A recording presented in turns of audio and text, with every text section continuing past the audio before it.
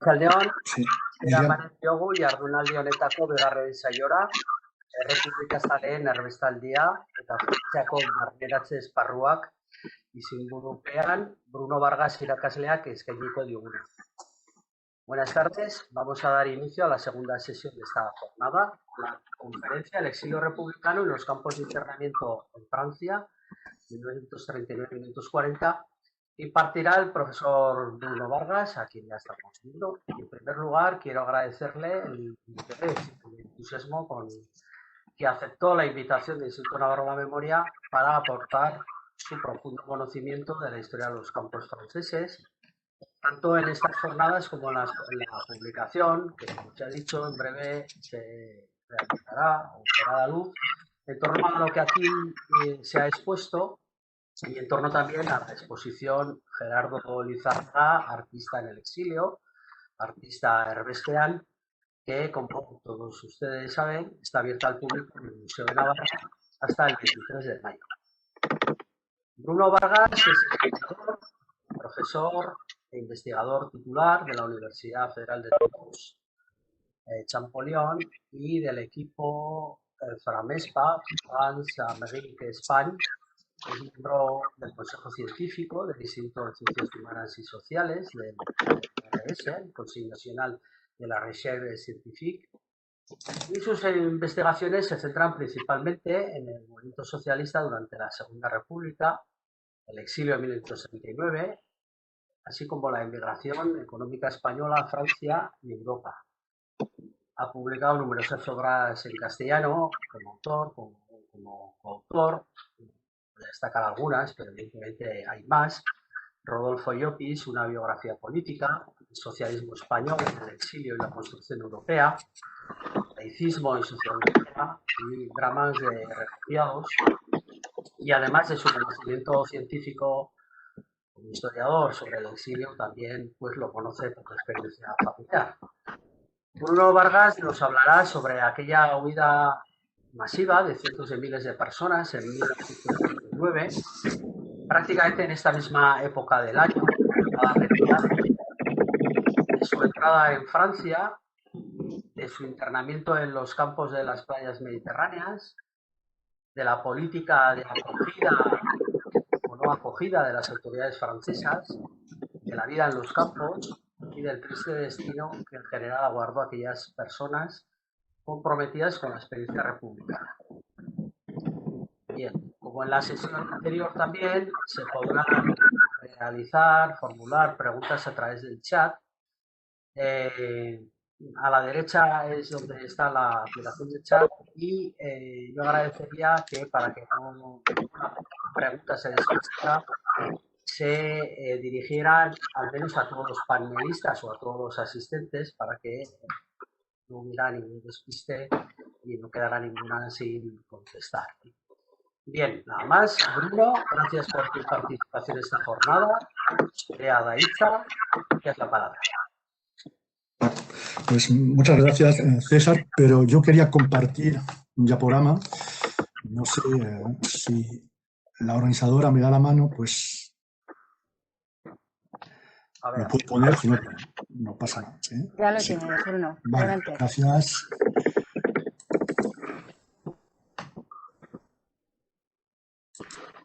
Bien, creo que ya está, ¿no? Bien, pues muchas gracias, César, por esta presentación. Buenas tardes a todas y todos.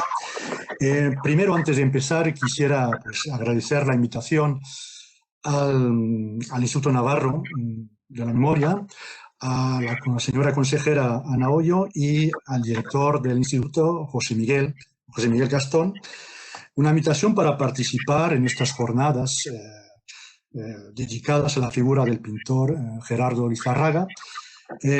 Y aprovecho también para agradecer a su hijo Xavier la semblanza humana y artística que ha hecho de su padre. Bien, para entrar en el tema de hoy, que me corresponde, yo creo que hay que decir que la tragedia de los republicanos españoles exiliados en los campos de internamiento en Francia, al finalizar la guerra civil, puede explicarse de muchas maneras. Pero la obligación la obligación, el trabajo del historiador, pensamos, consiste en intentar pensar el acontecimiento para que el lector, y en este caso el escuchante, comprenda por qué y cómo ocurrieron aquellos hechos con las coordenadas de aquel mes de enero-febrero de 1939. Es decir, que lo que se quiere intentar es no solo reconstruir el o los acontecimientos, sino también tratar de entender cómo los actores del momento lo vivieron. Los actores no son solamente los exiliados, sino también la gente que acogió de mala manera, si se quiere, pero que al fin y al cabo acogió a los exiliados en los campos del Languedoc-Rosellón. Para entrar en materia y para explicar un poco este éxodo de enero-marzo de 1939, porque no hay que olvidar que la guerra no termina en febrero, en enero, sino que termina el 1 de abril con la toma de Alicante por las tropas franquistas. Pues para intentar comprender lo que va a ocurrir en Francia, yo creo que hay que remontar a septiembre de 1938. Se podría también explicar toda esa tragedia, también remontando hasta el comité de una intervención, pero para no alargar demasiado mi ponencia y para dejar luego tiempo al debate, empezaré en septiembre de 1938. ¿Por qué septiembre de 1938? Pues, como lo sabéis seguramente, aquellos días finales del mes de septiembre, en Múnich, los jefes de gobierno de Francia, Édouard Daladier, y el primer ministro Chamberlain, primer ministro británico, firmaron unos acuerdos con los dictadores Hitler y Mussolini que prácticamente sentencian a muerte a la Segunda República Española. En efecto, al dejar a Hitler las vías libres para que conquistara Checoslovaquia, pues las organizaciones políticas y sindicales españolas entendieron que ya no servía para nada seguir existiendo. En efecto, entendieron que si Francia dejaba ser Hitler, pues no iba a intervenir en el conflicto español. Era la última carta que Negrín tenía, pensando que Édouard Daladier y Chamberlain no podían dejar que Hitler siguiera con sus conquistas y que, por lo tanto, intervendrían pues, en España, primero en el Marruecos español, donde estaban las tropas de Franco, la retaguardia de Franco, la retaguardia militar de Franco, y también pues, vendiendo armas y sobre todo aviones a la Segunda República. Y entonces, claro, las organizaciones políticas pues ya entienden que no se puede resistir. También el ejército, el Estado Mayor del Ejército Republicano, piensa que es imposible ahora, con esa decisión de Francia, intentar equilibrar las fuerzas en los campos de batalla. Y por fin, y esto iba a decir sobre todo, la población civil, la que se hallaba en la zona republicana, pues está exhausta, está agotada. Los bombardeos de la aviación alemana y sobre todo italiana, el racionamiento, las divisiones incluso de la clase política republicana y el pesimismo mismo en el seno de las Fuerzas Armadas, pues van a precipitar los acontecimientos y eso y aquello, a pesar de que Juan Negrín, el presidente del gobierno, quería seguir resistiendo. Y cueste lo que cueste, decía, hay que resistir porque la Segunda Guerra Mundial está a la vuelta de la esquina. A pesar de los acuerdos, él pensaba todavía en noviembre, y en esto la historia le dio la razón, de que el próximo paso, que era la invasión por Hitler de Polonia, forzosamente iba a implicar esa vez pues, la entrada de Francia y Gran Bretaña en la guerra. Por lo tanto, pues, en el mes de enero del 39, después de la retirada del ejército del Ebro, pues, Cataluña se rinde casi sin luchar. Y entonces, a partir de ese momento, cerca de 500.000 de personas emprendieron una huida hacia la frontera francesa ante el avance de las tropas del general franquista Solchaga. Y lo que hay que entender es que jamás, jamás en la historia contemporánea española, tantos niños, mujeres y hombres habían tenido que huir de su país. Pero al mismo tiempo que 500.000 de españoles tuvieron que huir, jamás en su historia, nunca, Francia había debido acoger a tantas personas, a una población extranjera tan importante y en tan breve espacio de tiempo. Y además, añadiría, en una zona, en un departamento de Francia, que era uno de los más pobres. Los Pirineos orientales era uno de las zonas más pobres, económicamente hablando, de Francia. Y entonces, pues, millares de exiliados, hambrientos, ateridos de frío, van a estar esperando a que las autoridades francesas abran la frontera. Y claro, porque esas personas ya habían llegado, Barcelona cae el 26, pero antes ya aquellas personas habían subido hacia la frontera francesa. Y están ahí hasta que el día 28,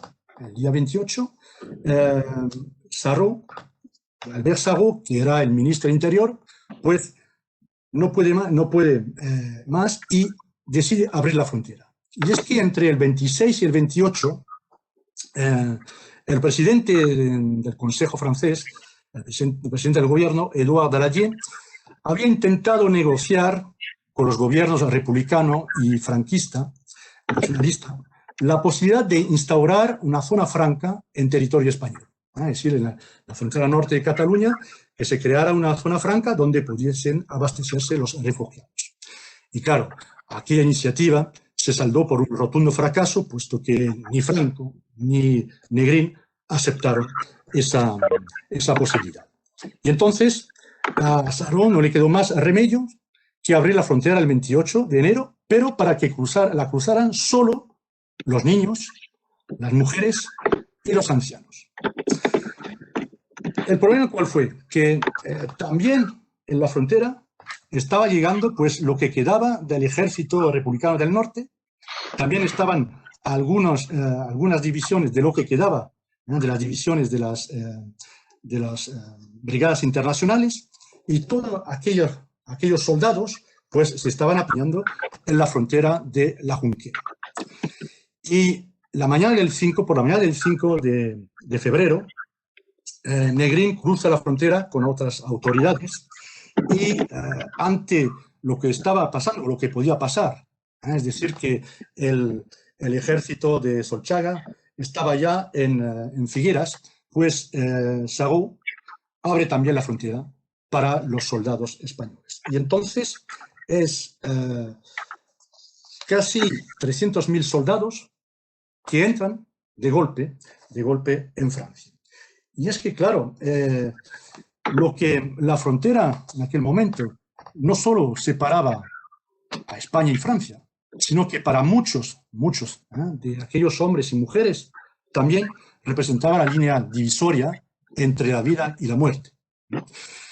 Y entonces, pues, el desastre humanitario estaba echado, ¿no? O sea, que la amplitud del desastre humanitario que se avecinaba, pues, va a estar a la altura de la negligencia de las autoridades gubernamentales francesas. En efecto, no fueron pocos los avisos, ya desde 1937, de los servicios de la Embajada francesa en Madrid, y luego también del jefe de la 16ª Región Militar Francesa en Toulouse, que habían avisado a su gobierno, a sus autoridades tutelares, sobre el riesgo de una avalancha humana que supondría la caída de Cataluña. En marzo de 1938, durante la ofensiva de las tropas franquistas en el Alto Aragón, el asesor militar de la embajada, el teniente coronel Henri Morel, y luego también el cónsul de Francia en Barcelona, instaron a su gobierno a que dispusieran centros de acogida, hablaban de centros de acogida para millares de personas. Parece ser que Sarraut, entonces, que ya he citado, el ministro del Interior, pues él sí que se estaba dando cuenta e intentó que sus colegas del gabinete pues se preocuparan un poco más ante ese probable éxodo masivo de la población desde Cataluña. Lamentablemente no pudo convencerlos y esa política del avestruz, que podemos calificar, definir como política del avestruz, y luego también las más que azarosas orientaciones diplomáticas que implementó el gobierno, pues va a obligar al gobierno francés a actuar de forma precipitada, con las nefastas consecuencias que aquella gestión todos conocemos para centenares de miles de exiliados. Esa gestión inmediata de la oleada de exiliado resultó del todo desastrosa. En efecto, con tal de preservar los intereses de la defensa nacional, las autoridades galas no abrieron a los refugiados las puertas de los campos militares de instrucción que estaban previstas para los reservistas franceses. Porque, claro, el gobierno francés estaba preocupado con lo que estaba ocurriendo en Alemania y entonces no querían que esos centros estuviesen pues, poblados con los exiliados. Después también rechazaron acoger en los hospitales militares a los millares de heridos y, al contrario, los dirigieron hacia centros sanitarios civiles incapaces de gestionar los flujos incesantes de los enfermos de la retirada.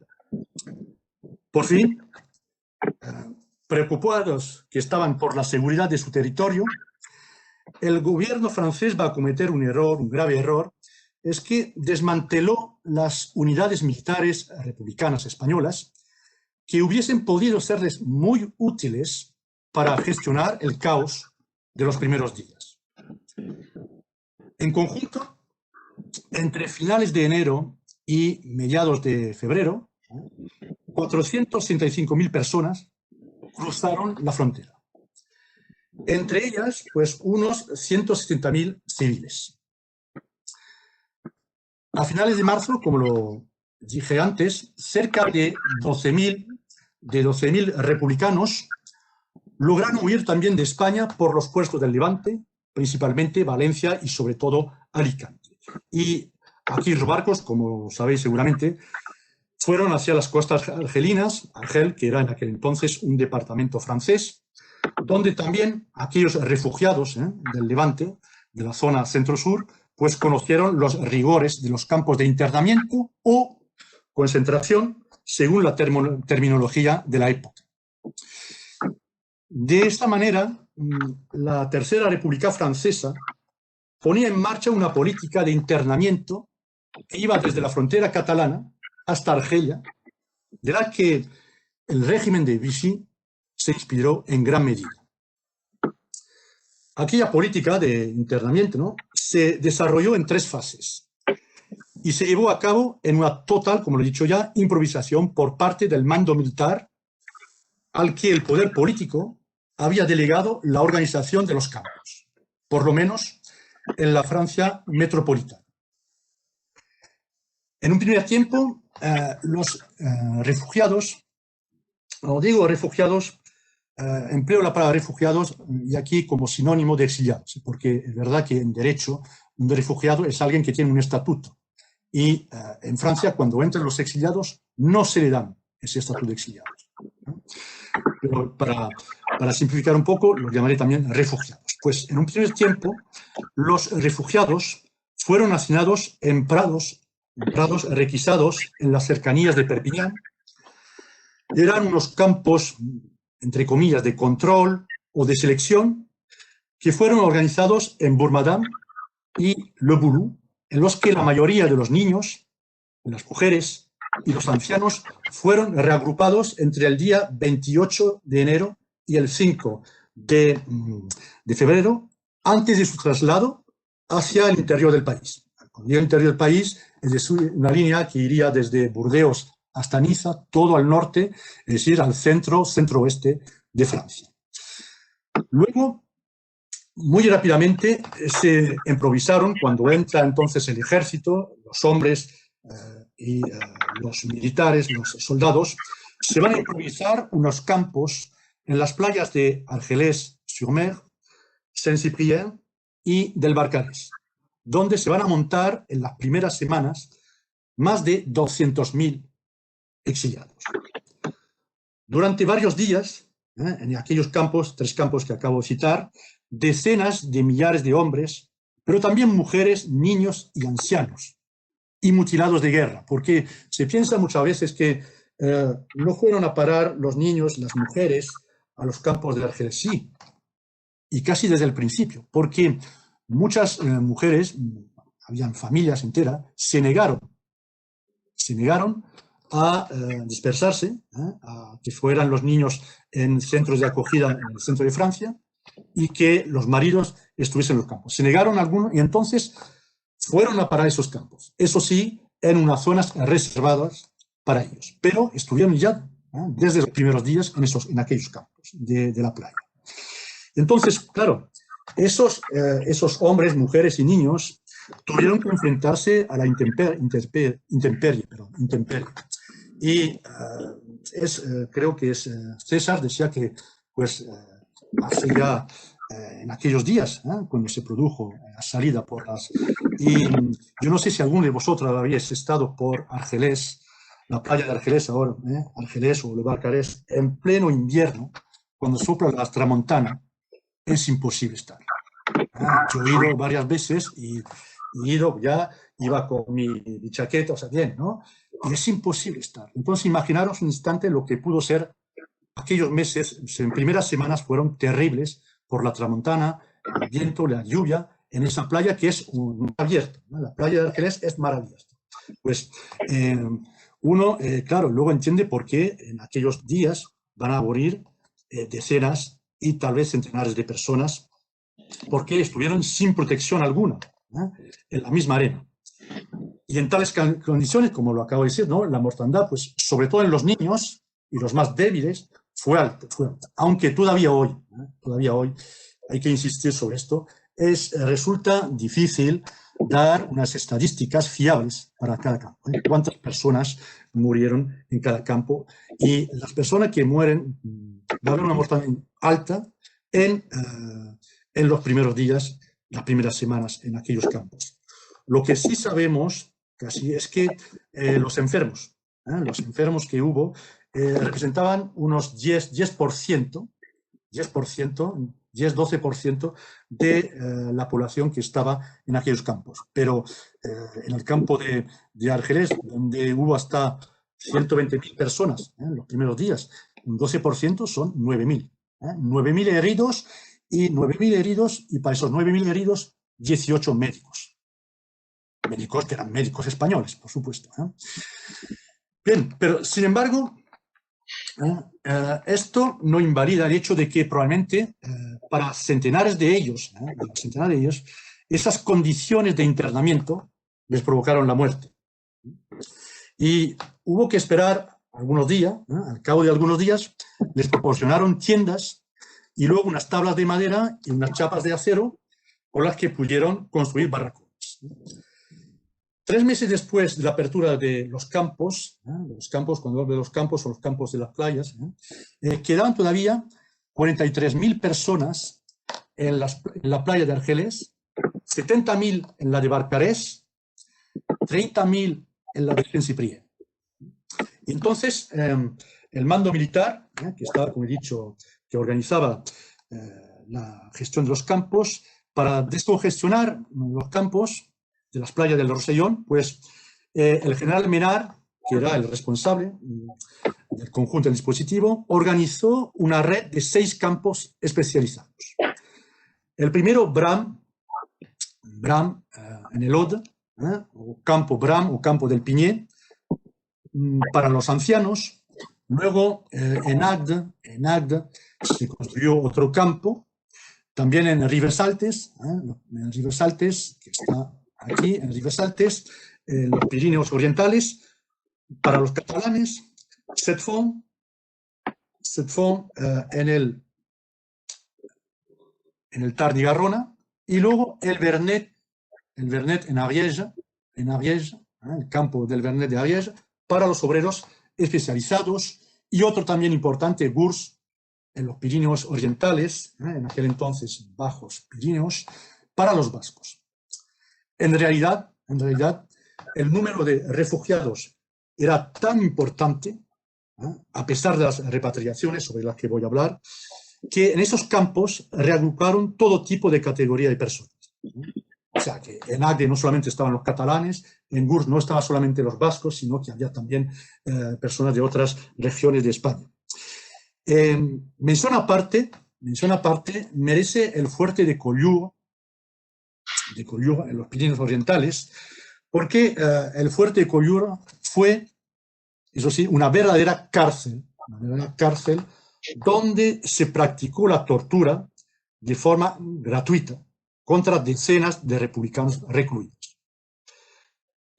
Y el grado de inhumanidad alcanzado fue de tal envergadura que las autoridades francesas se vieron obligadas a sancionar, bien es verdad que con un simple traslado, al capitán Royer, que era el comandante del campo, y a uno de sus subordinados. Y esto se pudo hacer porque hubo una campaña de prensa orquestada por el periódico comunista L'Humanité, pronto secundado por la sección francesa de la Liga de los Derechos Humanos, el Socorro Popular y también las autoridades locales de la ciudad de Argelés. Voy ahora a abordar, aunque brevemente, lo que ocurrió en África del Norte, porque, como os he dicho, en aquel entonces, en Marruecos, Argelia y Túnez también eran departamentos franceses, o por lo menos protectorado en el caso de Túnez y Marruecos, se vivió la misma improvisación y un idéntico rigor en el trato a los exiliados. Sin embargo, aquí la única diferencia que hubo es que la organización de los campos corrió a cargo de los prefectos de Orán y de Argel, pero el trato fue igual. La llegada de los primeros refugiados, a principios de marzo, había llevado a las autoridades francesas a abrir unos campos en Carnot y Orléansville.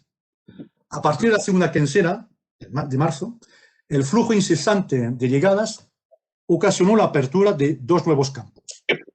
Y ante aquel alud de refugiados, al prefecto de Orán no se le ocurrió otra idea que era de impedir el desembarco de todas las personas que habían logrado escapar del puerto de Alicante a bordo del African Trader y del Stambro. Respecto a este último barco, el Stambro, durante cerca de un mes, unas 2.000 personas se pusieron literalmente en el puente y las calas del barco hasta el momento en que se declaró una epidemia de tifus y entonces las autoridades francesas no tuvieron más remedios que hacer desembarcar a aquellos hombres y mujeres presos de la inhumanidad de la administración francesa. Entonces, abrieron 2 campos más en Orán para acoger a los que podemos llamar los boat people de nuestra era. Mientras tanto, pues en los centros de internamiento, otros centros de internamiento habían visto la luz en Molière, Bogar y Bogary, en la circunscripción de Argel. Allí los niños y las mujeres, así como las familias, fueron acogidas en Molière y Carnot, donde, por una vez, y hay que decirlo, se beneficiaron de condiciones decentes. Lo mismo puede decirse para el campo abierto de Cherchel, en el oeste de Argel, para los hombres que se llamaban los intelectuales, periodistas, escritores, que también podían salir cuando querían del campo. En cambio, la suerte que la administración francesa reservó a los que llamaba los milicianos, cuando eran soldados, resultó muy diferente.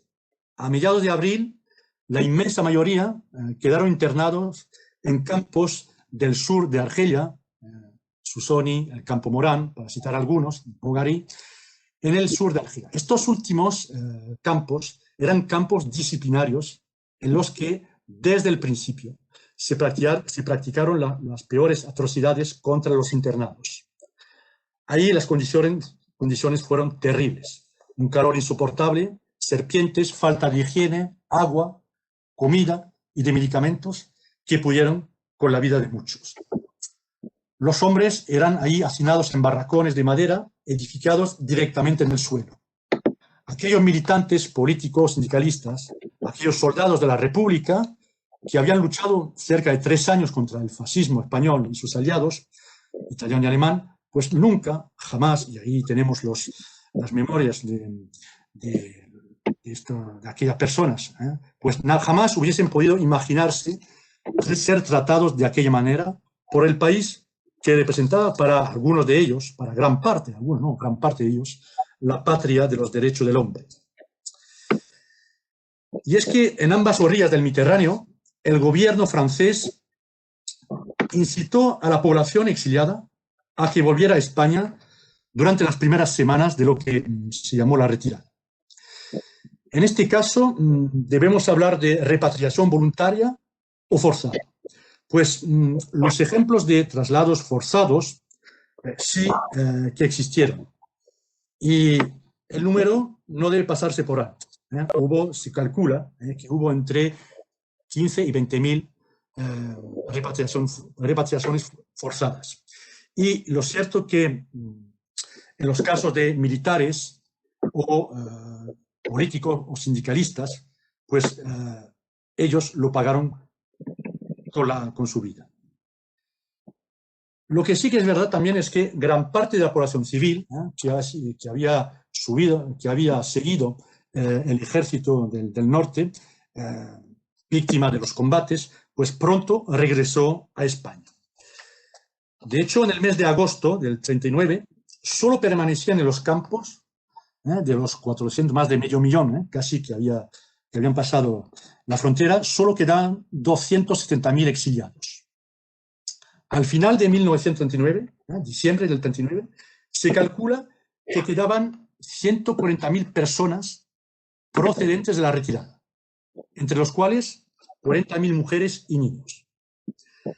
Entre 35 y 38.000 habían reemigrado hacia otros estados europeos, África del Norte y Latinoamérica. Al final de la Segunda Guerra Mundial, el censo organizado por las nuevas autoridades francesas daba la cifra de unos 100.000 refugiados españoles de la guerra civil. Cerca de 6.000 habían perecido en los campos de exterminio nazis, de los que solo unos 3.000 lograron salvarse. Varios centenares habían fallecido luchando bajo la bandera francesa en Narvik, en 1940, en Dunkerque, durante la campaña de África y la liberación de Francia en las filas de la división Leclerc, y otros también en los combates de la resistencia. Voy a tratar ahora de la vida en los campos. Cataluña, con un poco más del 36%, y Aragón, 18%, constituyeron más de la mitad de las personas refugiadas. Luego le seguían los exiliados procedentes de las regiones de Valencia y Murcia, un 14%, los andaluces y los castellanos representaron un 10% y 7,6% respectivamente. Los asturianos y los vascos fueron numerosos en relación con la población de estas dos regiones, aunque solo significaron el 3,2% y el 1,1% de la población total del exilio. Sobre estas cifras también quería matizar un poco, porque, como sabéis, cuando se perdió el frente norte, muchos cántabros, asturianos, vascos también, pero sobre todo los cántabros, los montañeses y los asturianos pasaron a Francia con los barcos y casi todos regresaron a la zona catalana. Y cuando pasaron, y cuando la misión francesa le preguntaban de dónde venían, decían de Cataluña. Pero ahora que tenemos acceso a las fichas de los que estuvieron internados, por lo menos en los campos de Argelès a partir de julio del 39 y en el campo de Bram desde el principio, cuando leemos de dónde habían nacido esas personas, muchos habían nacido fuera de Cataluña. Por lo tanto, habría que matizar esa cifra de casi más de un tercio de los catalanes que representaban a los exiliados. Respecto al origen socioprofesional de los exiliados, el 45% trabajaban en el sector secundario. Eran obreros cualificados del textil, de la metalurgia, mineros, mecánicos o albañiles. El 30% trabajaban en el sector primario, eran sobre todo pues braceros, en su inmensa mayoría.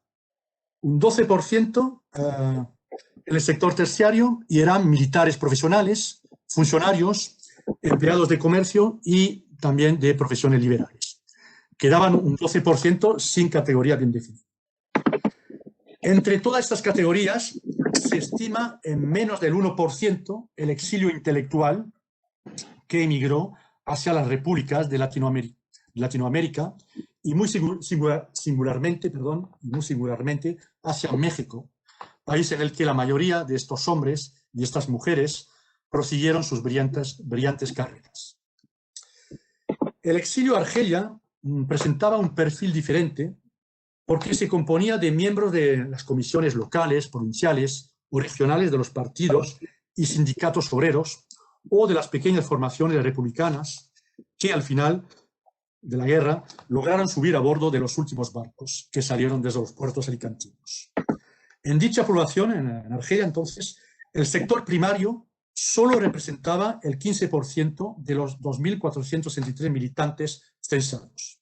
El sector secundario se comprendía, ante todo, de peones industriales y obreros especializados y alcanzaba la cifra del 51% del total. Mientras que cerca de un tercio de las personas interrogadas decían ser comerciantes o artesanos. Entre aquella población exiliada a Francia y los departamentos argelinos, hubo, y no hay que olvidarlos, los niños de la guerra. Entre 1936 y 1939, más de la mitad de los 32.000 menores evacuados durante el conflicto encontró refugio en Francia. 10 años después del final de la guerra civil, de los cerca de 17 niños acogidos en Francia, todavía seguían 12.800 habían regresado a España. Más allá de la frialdad de estas estadísticas, podemos tomar conciencia del drama humano que aquellas separaciones, a veces para siempre, causaron a millares de familias cuya única culpa había sido defender la democracia española. El ambiente en el campo en aquella primavera de 1939, pues hay que hablar de ese ambiente, porque los republicanos no solo habían perdido la guerra, sino que habían perdido también su patria. Y aquella doble pérdida avivó todavía más los conflictos entre las diferentes familias políticas. Más allá de las oposiciones tradicionales entre libertarios, trotskistas del POM y comunistas, la nueva situación provocó fracturas en el mismo seno de las formaciones políticas y sindicales. El pacto germano-soviético de agosto de 1939 acentuó aún más el aislamiento del PC y dio lugar a graves disensiones en el partido. También surgieron profundas diferencias en el movimiento libertario y en el POUM sobre la estrategia que había que seguir. Respecto a los socialistas, las divisiones que habían surgido mucho antes de la guerra civil y que habían debilitado sumamente el partido del sindicato durante la guerra civil, pues se agravaron durante el primer exilio. Esa decisión, de hecho, del PSOE y la UGT tuvo consecuencias inmediatas sobre la gestión de la ayuda a los refugiados. En efecto, en enero de 1939, Juan Negrín, el presidente del gobierno, había logrado reanudar las actividades del Servicio de Migración para los Republicanos Españoles, el SERRE, con vista a socorrer a los refugiados de la zona catalana. Por un cúmulo de circunstancias extraordinarias, el otro prohombre del PSOE, Indalecio Prieto, se apropió de un tesoro de guerra, el famoso cargamento del Vita, que puso al servicio de los exiliados y de su proyecto político. Prieto, apoyado por el presidente mexicano, el general Lázaro Cárdenas, logró que el 28 de julio la Diputación Permanente de las Cortes, reunida en París, adoptara la creación de la Junta de Ayudas a los Republicanos Españoles, la JARE. De ese modo, la corriente socialista de Prieto, aliada en esas circunstancias con el ala izquierda del PSOE de Francisco Lara Caballero, volvió a encontrar una plataforma política frente a los partidarios de Negrín y sus aliados comunistas y republicanos. Esas hondas divisiones tuvieron repercusiones en los campos, pues según se pertenecía a una u a otra de las fracciones, se beneficiaba de más ayudas o se tenían más facilidades para obtener un pasaje en los barcos con destino a Latinoamérica. Los socialistas, divididos, tuvieron grandes dificultades para reorganizarse en los campos. Por su parte, los cuadros de los pequeños partidos republicanos fueron de los primeros a reemigrar a Latinoamérica. Solo los comunistas y los libertarios lograron organizarse de forma colectiva, ayudados en esta tarea por el Partido Comunista Francés, en el caso de los primeros, y por la Unión Anarquista y Solidaridad Internacional Antifascista para los segundos. Pero la vida en los campos no solo fue todo aquello que acabo de abordar, sino que también en aquellos lugares también imperó pues, la solidaridad, la fraternidad y la ayuda desinteresada. Y es que, en efecto, al lado de esas actividades militantes, una actividad cultural vio la luz en los campos. Se trataba de reagrupar a los militantes, de volver a dar un significado a su combate político, pero también de reanudar los lazos con la experiencia cultural de la República, para que no cayesen en la desesperanza. Fueron los estudiantes de la Federación Universitaria Española y los maestros de la Federación Española de los Trabajadores de la Enseñanza, la FETE, los que llevaron a hombros esa esperanza.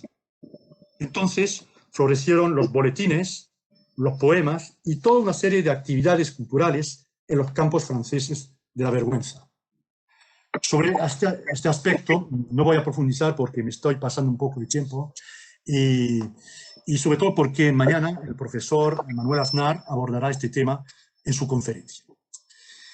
Para ir terminando, concluyendo, diré que desde la primavera de 1939 los hombres válidos salieron de los campos para trabajar en la agricultura y la industria.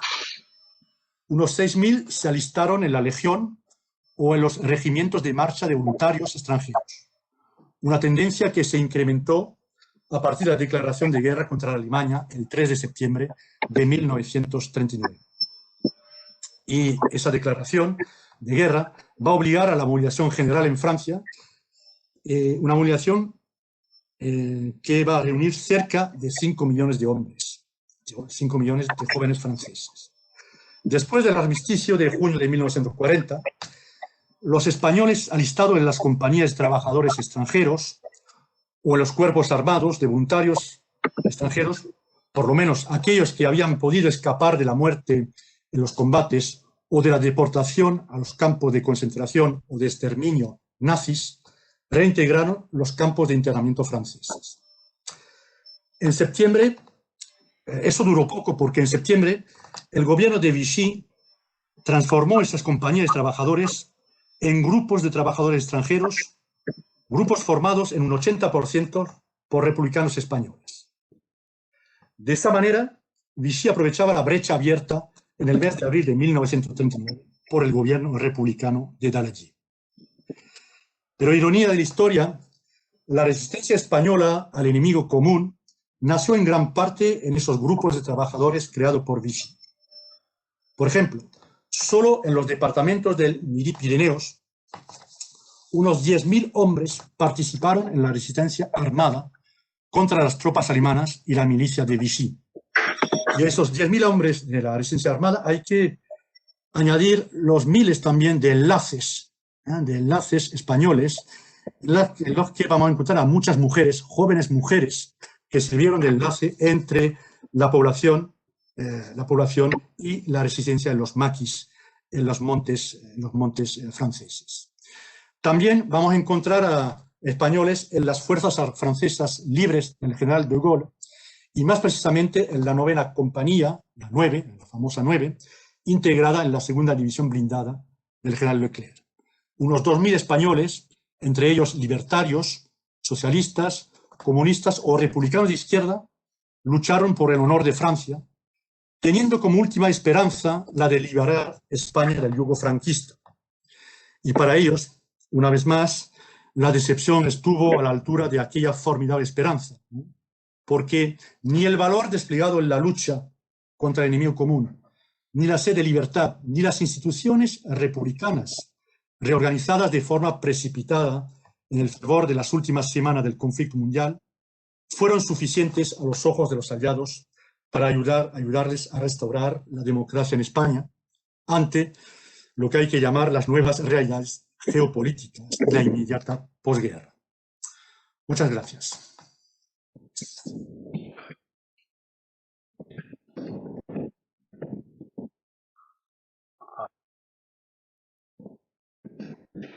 Bien, Bruno, muchas gracias por tu brillante exposición.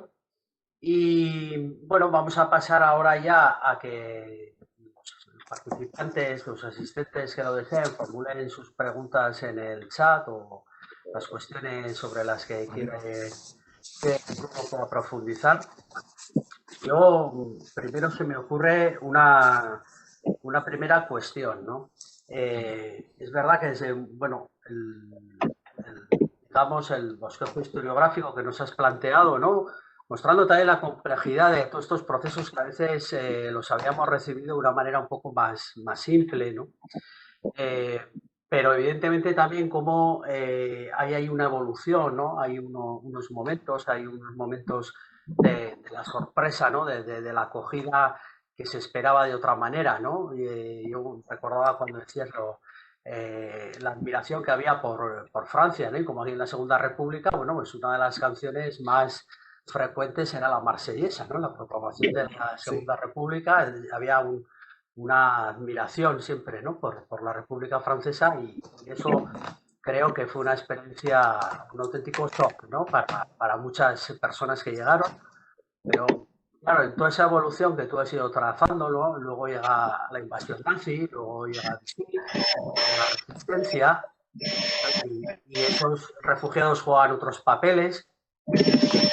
Supongo que desde el Toulouse, donde digamos ha sido centro de muchos exiliados de los que finalmente permanecieron en Francia, ¿qué impresión tienes? ¿Qué es lo que ha pesado más un poco en memoria que ellos han ido transmitiendo, ¿no? De esa relación de amor-odio casi, ¿no? Diríamos, con la Francia, que al final se convierte en su destino definitivo para tantos.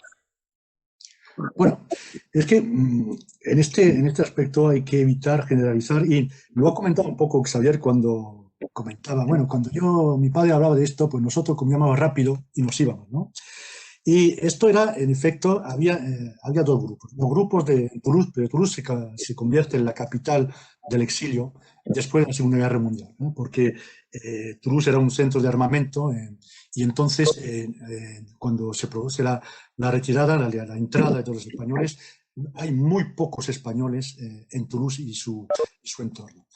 Entonces, claro, entre los exiliados estaban los que hablaban, es decir, los militantes políticos, los que habían refundado la CNT o reorganizado el PSOE y la UGT, y luego había otro grupo, y ese otro grupo no querían hablar.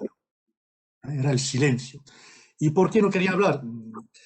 Bueno, pues porque lo que comenté fue una derrota.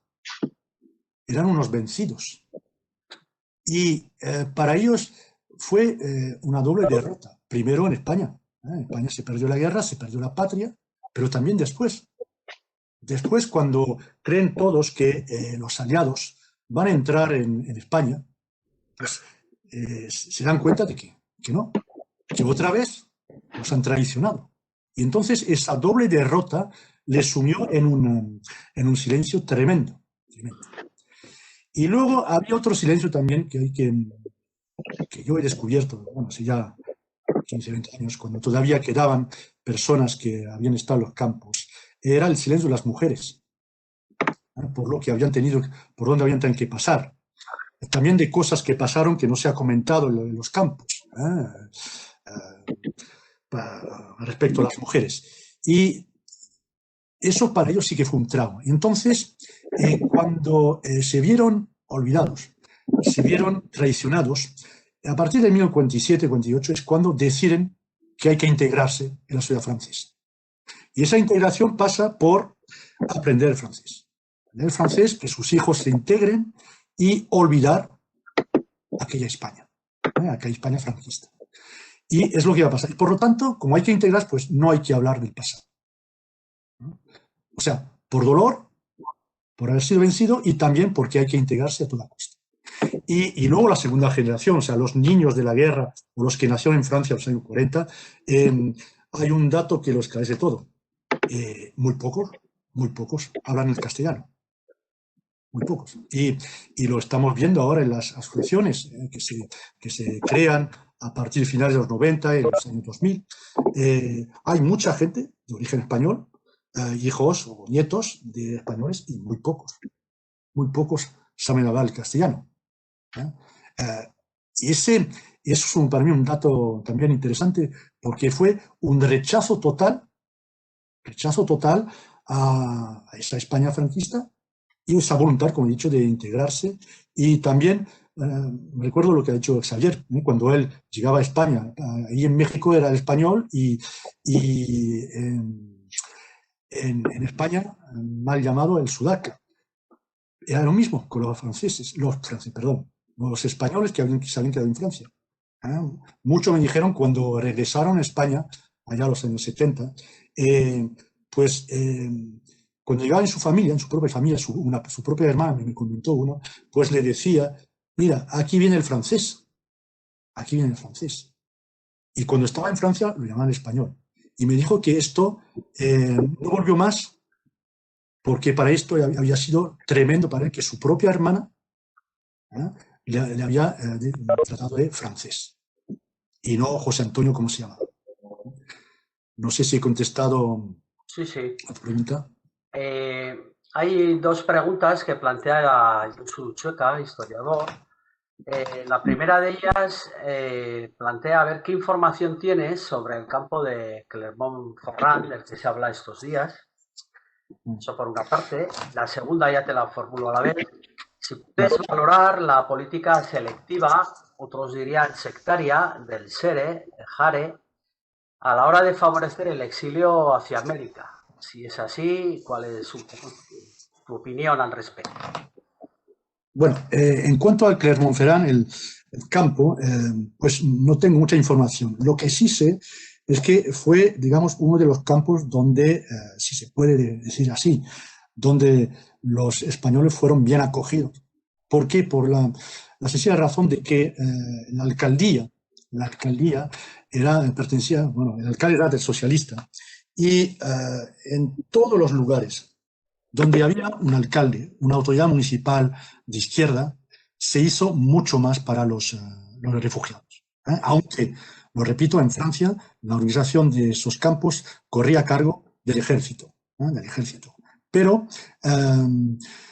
donde había, también importó mucho la población del entorno. Por ejemplo, en Clermont también, como se ha dicho, una ciudad socialista, había muchas asociaciones y los españoles recibieron mucho más comida, mucho más enseres, ropa, que en otros lugares. Es por eso que hay que hablar de... Los campos son diferentes. Los campos que se construyen a partir de final de febrero, marzo, no son lo mismo que los campos de la playa o de Arles-sur-Tech, por ejemplo, en la frontera, el lado de Le Brou, o en el Vallespir también, que ahí sí que no había nada. Y ahí no solamente llovía, sino que nevaba. Y ahí sí que lo pasaron muy mal los refugiados, como en Argelès y Barcarès y Saint-Cyprien. Pero no es lo mismo, por ejemplo, el Vernet de Ariès era un campo disciplinario. En el Vernet estaba la división de Durruti, y ahí estaban los anarcosindicalistas y estaban también los militantes comunistas. Fue un campo disciplinario, donde la gente padeció mucho más que en otros campos. El campo de Clermont-Ferrand era un campo pequeño en relación con esos campos. Luego, sobre el SERE y la JARE, pues sí, claro, cuando se ve las cartas que enviaban los refugiados al SERE o al JARE, se nota cómo, por ejemplo, los militantes, los que estaban próximos a la JARE, se quejaban de que la SERE enviaba más dinero en campo. También se quejan de que por qué uno ha salido en el barco. Y los que salieron en el barco, México sobre todo, los que salieron desde Marsella y luego de Casablanca, eran gente que pertenecían, digamos, eran los cuadros de los partidos y los sindicatos o intelectuales. Porque en México también pidió, pues sí, profesores, maestros, profesiones intelectuales o obreros cualificados. Entonces, algunos pudieron marcharse en esos barcos. Y, o sea, que todo dependía de la Jarre y del Serre, sino también de la Embajada de México. Pero es verdad que en las listas que proponían el Serre y la Jarre, los primeros en salir fueron aquellos cuadros sindicalistas y políticos. No todos. Por ejemplo, no todos los libertarios salieron. Amancey, por ejemplo, se quedó en Francia. La izquierda socialista, Francisco Lara Caballero, se quedó en Francia. Llopis también se quedó. O sea, muchos cuadros de la izquierda socialista se quedaron en Francia porque pensando que había que estar cerca de España por si había que volver y rápido, primero. Y también por razones familiares, en el caso de Francisco Lara Caballero, porque aparte de esas razones políticas, ¿no? También sus dos hijos eran presos en la España franquista. Pero es verdad que, por ejemplo, los pequeños partidos republicanos, Unión Republicana, Izquierda Republicana, muchos salieron hacia México. En Francia quedaron muy pocos. Esto es lo que puedo comentar sobre lo que pasó. Y es verdad que muchos se quejaban de cómo se distribuía pues, la ayuda en los campos. Pues tenemos otra pregunta. Una persona que dice: señor Vargas, gracias por la magnífica conferencia. Gracias. Opino que los gobiernos españoles, después del advenimiento de la democracia, no han hecho prácticamente nada por la memoria de todos estos republicanos. Hasta Pedro Sánchez, ningún presidente español le rindió homenaje. ¿No le parece injusto este proceder? Bueno, yo soy historiador, no soy... A ver, mi discurso intenta ser el discurso de un historiador, ¿no? De juzgar, intentar pues, analizar los hechos. Y yo me gustaría mucho de tener un discurso moralista. Lo que está claro que cuando muere Franco, la transición es lo que fue. Y no hay que olvidar que habían pasado 36 años. O sea que la generación del exilio ya tenía 70 años. Los hijos y los nietos estaban en Francia, eran franceses o eran mexicanos o argentinos. Y entonces se despreocuparon un poco de eso. Ahora bien, claro, si se reconoce el exilio, uno se pregunta, ¿pero por qué ese exilio? Y ese exilio es la consecuencia de la derrota de la democracia española, de la Segunda República. A partir del momento en que la transición se hace como se hizo, y si me pregunta, yo creo que en aquel momento era muy difícil hacer de otra manera, pero en fin, si la transición decide que se va a basar no sobre una amnesia, sino sobre el olvido, y que el régimen que va a sustituir a la dictadura es una monarquía, si se empieza a rememorar el exilio y se empieza a rendirle homenaje, pues claro, entonces hay que pensar que en el régimen que legítimamente hubiese tenido que sustituir a la dictadura, y que era la república. Y yo creo que ahí es por eso que durante muchos años, hasta Pedro Sánchez, yo diría hasta la ley de memoria histórica de 2007-2008, es cuando, en efecto, se tira la manta del olvido un poco sobre aquellas personas, aquel exilio, porque esto significaba, insisto, de preguntarse, pero bueno, ¿qué pasó a la muerte de Franco? ¿Por qué no se preguntó al pueblo español cuál era el régimen que tenía que, en un referéndum, que tenía que seguir a la dictadura? O sea, todo esto, si queréis, pues pone en tela de juicio todo el relato que se escribe a partir del año 75, que lleva la democracia española, etcétera, etcétera. Pero esto pasó en España, pero también pasó en Francia. Me gusta mucho hacer el paralelismo entre en Francia, en el año 45, de Gaulle, el general de Gaulle y el Partido Comunista deciden que hay que inventarse el mito de la Francia resistente, lo cual sabemos, todos los historiadores sabemos que es una falacia. Pero, ¿por qué? Porque hay que reunir a la nación francesa. Y por lo tanto se crea ese relato de la Francia resistente.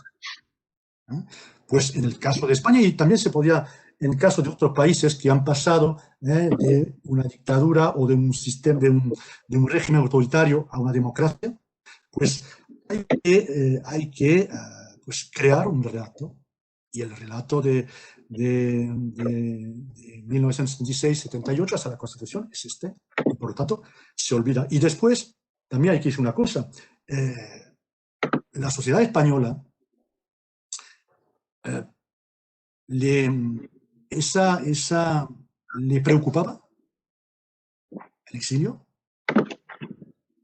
Esto hay que preguntarse. ¿Le preocupaba a los hijos y nietos, estoy hablando de los años 70, de que se le reconociesen a sus padres en España? No. Eso viene después. Entonces, lo interesante es, desde un punto de vista sociológico, es por qué, a partir de mediados de los 90, tanto en Francia como en España como en Francia, vuelve esa memoria sobre el exilio. Sobre el exilio. Es muy interesante esto. Aunque tengo que decir que los historiadores llevamos mucho tiempo trabajando sobre esto. El problema es que somos incapaces de sacar nuestros artículos de los muros estrechos de la universidad para dárselos a la sociedad. Y yo que me quejo muchas veces con las asociaciones de memoria en Francia, tengo que reconocer que han hecho el trabajo que nosotros no supimos hacer. Es decir, que la sociedad reflexionara sobre todo esto. Yo quería plantearte también una cuestión, como acabas de decir ahora mismo, es verdad que un poco todo este recorrido desde una perspectiva historiográfica, pues yo creo que es bastante bien conocido y bueno, pues todavía efectivamente habrá más luz que aportar, pero en sus líneas generales creo que lo conocemos bastante bien.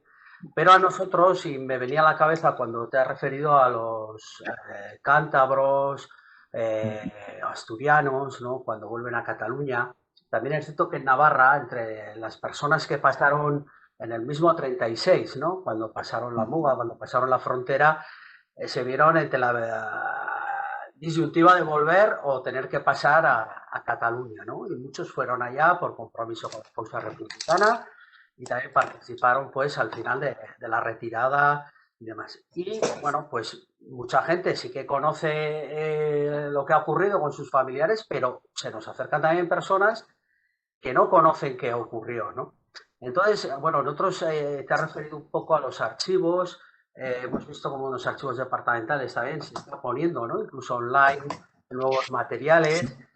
Tu impresión es, ¿podemos esperar ahí más noticias, sorpresas, pistas que pueda encontrar la gente? ¿Merece la pena explorar ese camino?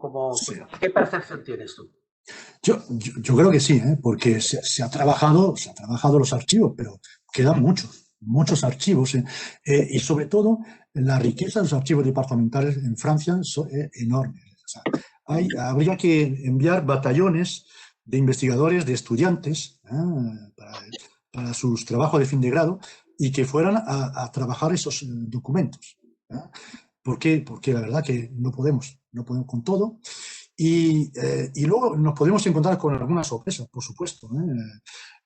Acaban de poner las fichas en los archivos departamentales de l'Aude de casi 7.000 internados, ¿no? Pero es que luego hay también todas las empresas de los alrededores donde fueron a trabajar los que estaban internados en el campo de Bram. El campo de Bram fueron casi más de 16.000. Y ahí es una mina también para encontrar qué pasó con estos hombres. Porque se dice, bueno, algunos estaban en los grupos de trabajadores, pero es que no todos, no todos. En los grupos de trabajadores hay unos 30.000 españoles trabajando en los grupos de trabajadores. ¿Y los demás? Si hemos dicho que hubo unos 100.000 hombres, ¿dónde estaban? Estaban trabajando. Estaban trabajando en el campo, en empresas, y ahí nosotros tenemos que saber cómo lograron estos hombres pues ir a trabajar sin pasar por los grupos de trabajadores. O sea, esto es para ver que hubo la administración intentó hacerse con el trabajo de esas personas, pero otros no pudieron librarse. ¿Cómo? ¿De qué manera? Todo eso se puede trabajar. Y luego hay una cosa también, esto para los archivos del campo de Argelés. Estamos sin noticias de lo que de los archivos entre, pues cuando entran, en febrero y julio. Han desaparecido. ¿Dónde están? ¿Dónde están? Porque la verdad que sí que luego tenemos todos los archivos a partir de julio, julio-agosto del 39, pero los que nos interesan también son sobre todo los de los primeros meses. Entonces, yo todavía sí que nos podremos encontrar con algunas que otras sorpresas, pero hay todavía mucho trabajo que hacer.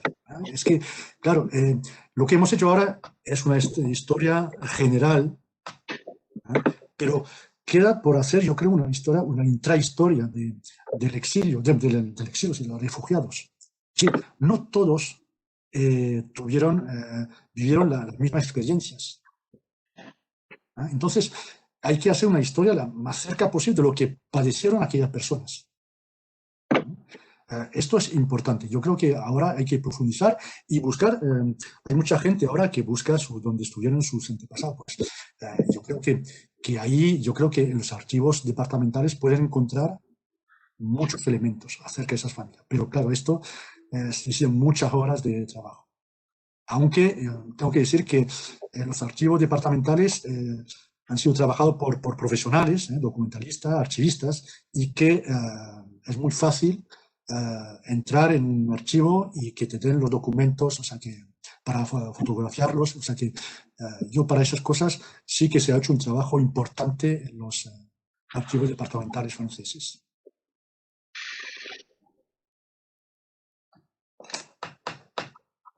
No, en principio no hay más cuestiones. José, no sé si tú querías plantear algo. No, yo veo aquí en el chat hay una última pregunta, no sé si lo habéis comentado, que los archivos de GURS tampoco están, los quemaron, ¿no? La veo yo, esa pregunta. Sí, hay una pregunta, Bruno. En principio, sí, sobre los archivos de GURS, ¿existen? Bueno, yo sobre esto yo no he trabajado sobre el campo de GURS, pero de todo modo, sí, para saber, todo está en los archivos departamentales. Los archivos de los campos están en los archivos departamentales. Por lo tanto, habría que ir a los archivos departamentales de los Pirineos Atlánticos, y si están ahí. Todos los archivos de la guerra, están en los archivos departamentales. O sea, que no hace falta ir a los archivos nacionales. Yo diría que para la historia del exilio, todo está en la región de Occitania, bueno, para los que están interesados en esos campos, ¿no? Los campos de la playa, de Gurs, de Le Vernet, por ejemplo, están en los archivos departamentales. Pero precisamente sobre los archivos de Gurs no puedo contestar. Bueno, yo sobre esta pregunta comentar, además sé que está por ahí Josu Chueca también presente, comentar lo que he dicho al principio. Se está por parte del Instituto Navarro de la Memoria, en este caso con Josu Chueca, desarrollando un proyecto de investigación sobre los exiliados, en este caso exiliadas navarras, y él está consultando diversos archivos, muchos de los cuales ya en ellos había estado, pero está profundizando. Y como he dicho al principio, pues en 15-20 días haremos una presentación pública de lo que es el informe. Presentaremos también un primer censo de exiliados navarros y navarras. El trabajo continuará este año, que ese es el compromiso por parte del Instituto Navarro de la Memoria, para ir acercándonos mucho más a lo que es la realidad de los exiliados y exiliadas. Y en ese sentido, como dices, Bruno, los archivos departamentales pues, son un elemento fundamental y es lo que se está consultando en estos momentos. También, si me permite, Sí. para el exilio, hay que trabajar e ir a los archivos de los sindicatos que están en del movimiento obrero español, que está en Alcalá de Henares, en la Fundación Laro Caballero, en la Fundación D'Alessio Prieto y en la Fundación Pablo Iglesias, que están en el mismo sitio, ¿no? Y antes había una pregunta sobre el JARRE y el SERRE. Pues ahí están todos los archivos de la JARRE y del SER. Todos. O sea, que si alguien está interesado en trabajarlo, se han trabajado ya, pero bueno, se pueden encontrar muchas otras cosas. Están ahí en esas fundaciones, porque ahí, bueno, claro, son archivos de militantes, pero se encuentran muchas cosas sobre exiliados y tal vez, no sé, bueno, seguramente exiliados navarros, seguramente que luego estuvieron militando en el exilio, seguramente ahí hay cartas y puede interesar. Muy bien. No, veo que hay, no sé, yo no las había recibido aquí, pero hay unas cuantas preguntas que no se han planteado todavía. Voy a intentar ver si Sí. rápidamente. La primera de ellas es los campos de internamiento en Francia. Siempre estuvieron bajo la tutela del gobierno de Vichy. Los campos de exterminio nazis, ¿qué relación con la Francia ocupada? Esa sería una. Si quieres ir contestando, ver si puedo Sí, agrupar pues esto. los campos de internamiento sí que van a seguir bajo Vichy, es a partir de junio de 1940, pero en los campos, a partir de 1941, los hombres salen, o sea, salen para trabajar. Cuando salen los hombres y cuando tienen una familia, al tener un trabajo, pueden sacar a la familia. Con lo cual se va vaciando los campos, porque tanto la Tercera República como Vichy lo que quieren es vaciar los campos. Porque a pesar de los pesares, les cuesta dinero. Se comen muy mal, están viviendo a veces en condiciones infrahumanas, pero sí que hay un presupuesto. Entonces, lo que quieren es que salga la gente. Bien por repatriaciones, bien porque encuentren un trabajo, etcétera, etcétera. Lo que sí quedan en los campos son los inválidos de guerra, los que no pueden trabajar, entonces algunos van a quedarse hasta 1945. Estoy hablando para los españoles. Pero es que después, con Vichy también, a partir de 1942, entran los judíos. Los judíos, sobre todo en el campo de Rivesaltes, en donde van a estar los judíos, en Serfón, que se había cerrado en diciembre de 39, se reabre en el año 41 para que ingresar ahí a los judíos, que luego se van a enviar a los campos de exterminio alemán. O sea que sí que Vichy va a seguir colaborando, y así que Vichy colabora con la Alemania nazi. No hay que olvidar que bueno, no es Vichy que entrega, pero en el año 40 se entrega a Companys, la Gestapo entrega a Companys a Franco, bueno, sí, a España, a la España franquista, también su casa Goitia, Cruz Salido, y otras decenas de altos cargos de la República, que en su inmensa mayoría son sentenciados a muerte. Pero Vichy lo que es, sobre todo, colabora en la solución final. Es decir, digan lo que digan, cuando arrestan a los judíos, los meten en campos y luego dejan que los alemanes vengan y se los lleven a Alemania, sabían muy bien qué iba a pasar con ellos. Y esa es la diferencia entre la gestión de los campos entre Vichy y la Tercera República Francesa. Aunque, como le he dicho en mi intervención, lo que hace Vichy es servirse de las leyes de abril y noviembre de 1938 contra los indeseables, servirse de los campos de internamiento y del decreto de 1939 de abril que creaba los grupos, los centros de trabajadores extranjeros, para hacer lo mismo o peor. Es entre los CTE, los y los GTE, entre la Segunda y Tercera República y Vichy. La única diferencia es que los españoles cobraban algo con la Tercera República cuando salían a trabajar. Con Vichy no cobraron nada. Pero el trabajo se hacía lo mismo. En cuanto a los campos de exterminio nazi, no recuerdo muy bien. No recuerdo muy bien, la pregunta era sobre esto, ¿no? Si había una colaboración. Sí, básicamente creo que ya está. Y hay otra cuestión que parcialmente, bueno, ya te has referido al tema de la investigación en general, pero apunta directamente a si en Francia se sigue investigando para localizar y sobre todo identificar a los refugiados que murieron en los campos, ¿no? En algunos casos has dicho que, bueno, Argelé y tal, que no se ve muy bien. Este tema está, digamos, en la agenda de investigación, en la agenda política, ¿preocupa? ¿Cómo lo ves ahí? Sí, claro, hay personas que están intentando, pero lo que dije, por ejemplo, Argelés, donde más personas murieron, en el campo de Argelés. Se sabe que había un camposanto para los niños que murieron, pero claro, han desaparecido los archivos. Y las muertes se producen cuando se producen en las primeras semanas de febrero y marzo. Luego ya, pues mejoran las condiciones. Hay enfermedades graves, neumonía, tifus, etc., pero no muere la gente como muere en los primeros días, las primeras semanas en los campos.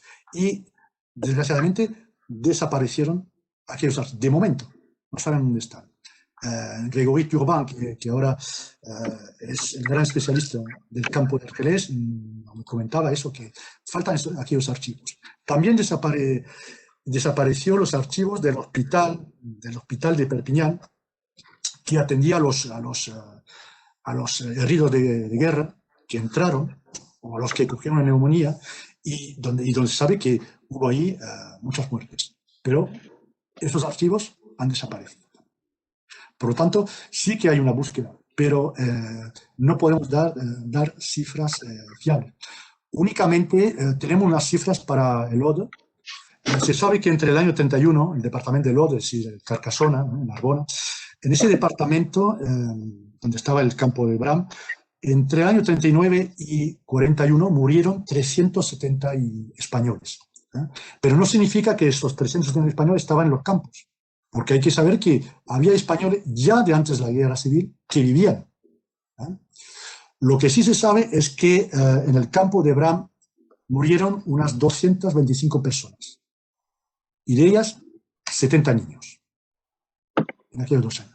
Estas cifras, pues, bueno, son cifras importantes, que el campo de Bram, como he dicho, llegó a tener 16.000 personas, pero fijaros que en 2 años estamos muy lejos de las cifras que se decían todavía hace 10 años, de hasta 15.000 muertos. Es imposible, no murieron 15.000 personas. Y además, no es una cuestión de que mueran más o menos personas. Murieron personas porque en aquel momento el Estado francés no prestó la debida asistencia a esas personas. Y que muriesen 100, 200 o 1.000, es lo mismo. Esas personas murieron porque no recibieron los cuidados que tenían que recibir cuando entraron. Pero una vez que hemos dicho eso, hay que explicar por qué no lo reciben. Es lo que intenté decir, es que hay que imaginar lo que fue para ese departamento, los Pirineos Orientales, 500.000 de personas.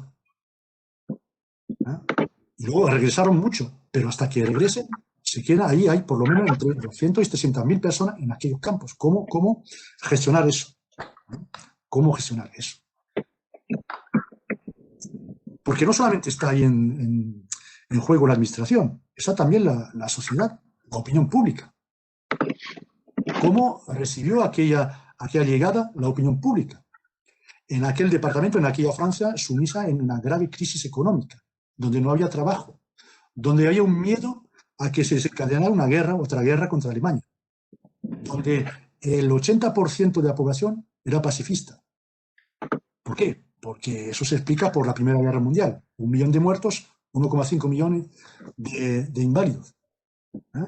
Y estamos a 18 años del final, 20, 21 años después de la Primera Guerra Mundial. No ha pasado ni siquiera una generación. Todo esto hay que entender por qué las autoridades van también a gestionar de esa manera. Y eso no es buscar excusas, ni mucho menos. Es intentar explicar por qué pasó esto. ¿Por qué pasó esto? Y ahí hay también, pues, y lo cual no quiere decir que no hubo gente que ayudó, por supuesto. Hubo organización de izquierda, sindicato como la CGT que hizo mucho. Pero claro, no tenía la potencia que puede tener un Estado para ocuparse de medio millón de personas. Y bueno, esa pluralidad la podemos entender porque hoy en día el Mediterráneo también sigue siendo, ¿no?, espacio de llegada, y todos somos conscientes de que las actitudes dentro de nuestras propias sociedades son también, pues, muy diversas y no siempre muy favorables, ¿no? Claro. Y estamos viéndolo en nuestras costas, estamos claro. viéndolo en el este de Europa, estamos viendo en Italia, ¿no? Y bueno, yo creo que nos interroga mucho porque la verdad es que hay bastantes similitudes, ¿no?, en el proceso.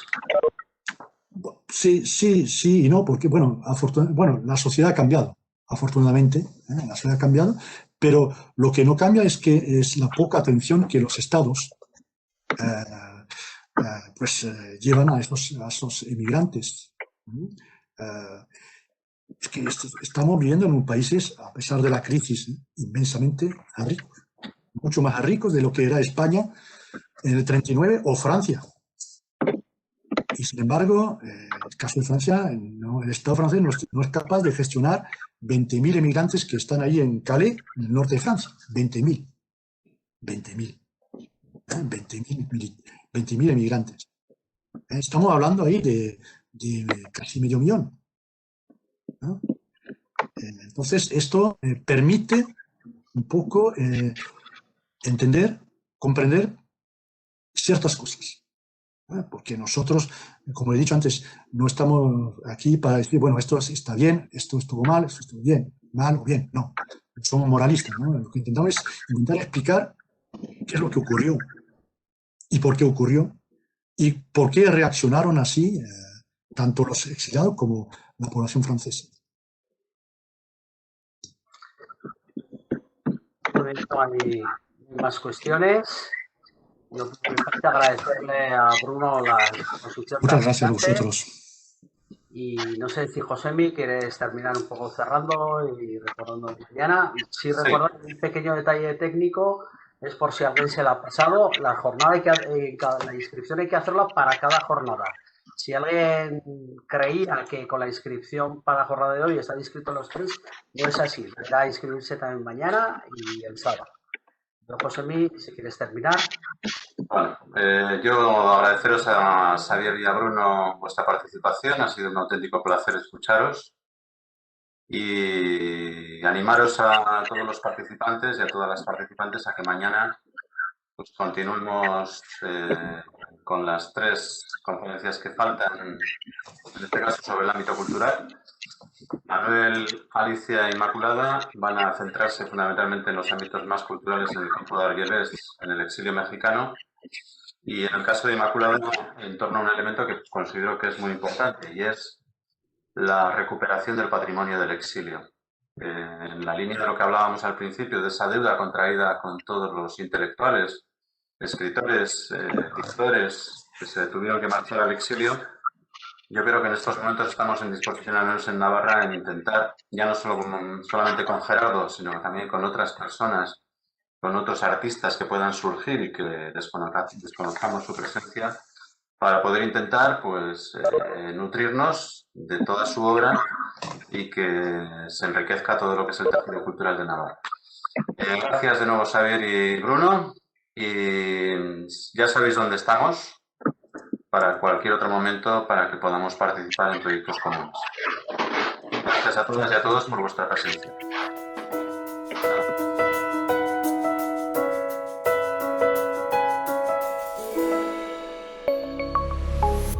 Gobierno de Navarra. Nafarroako gobernua.